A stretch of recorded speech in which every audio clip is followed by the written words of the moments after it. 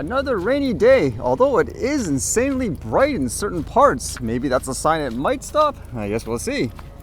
With that in mind, what did I read today? How about this one? Apparently there's a drone flying around a sporting event, but in this case, they just kept going, it seems like. Kind of interesting, as in a lot of places, they treat it like it's a bomb, for example, so they'll halt all operations and so forth. As it says here, a drone flying Palestine flag hovers over Twickenham during England versus Italy match. As it says here, a drone flew a Palestine flag over the home of English rugby as England took on Italy in the Six Nations of Twickenham.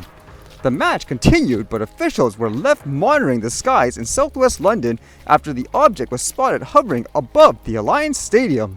As England were awarded a line-out in Italy's 22, ITV commentator Nick Mullins said, quote, "If you're wondering why there was a little pause or so ago, it's because there was a drone flying above the stadium, making a political point."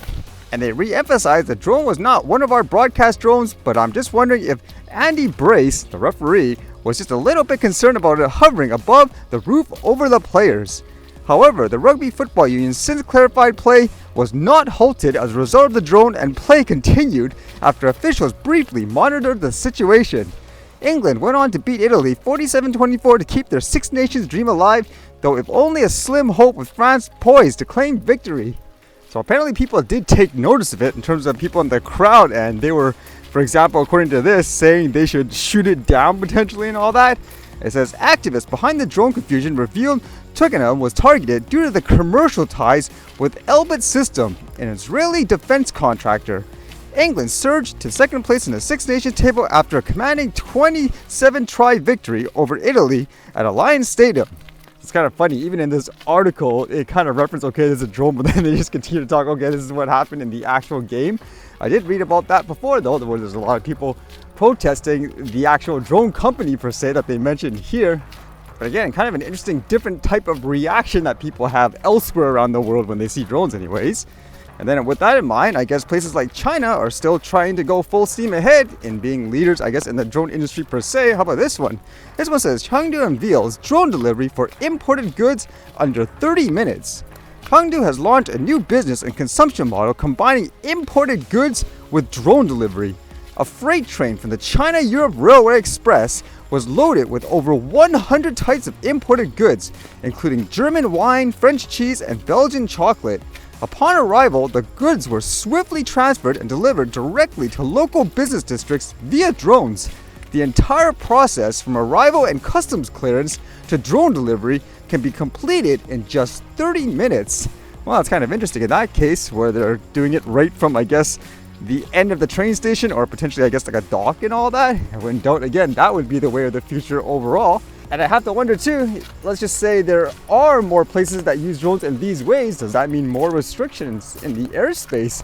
For example, even though it's within this little area, they could say, for example, several kilometers away, you're not allowed to fly because of this drone. Kind of like how they do in sporting events, like in places like the US, the radius is so huge.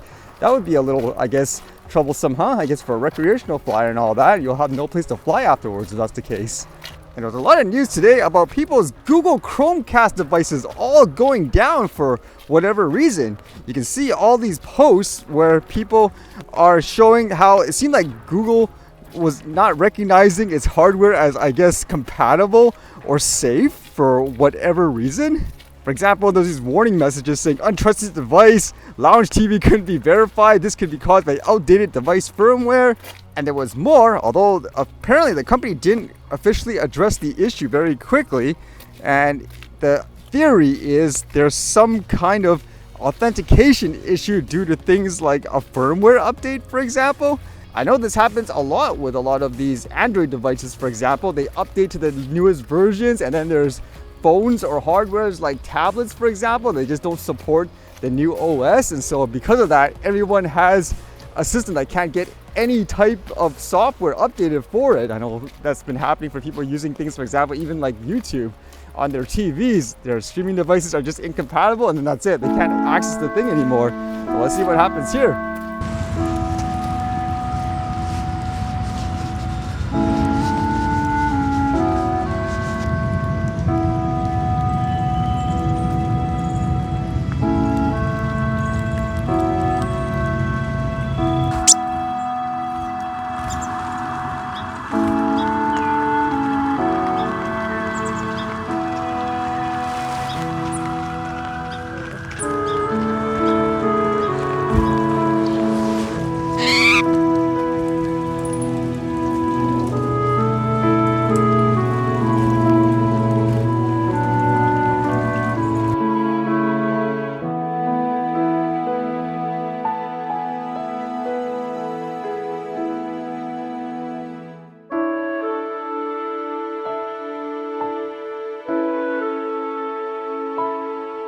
Oh yeah, the rain is definitely stopping. It's getting really bright in this area too. That's kind of nice.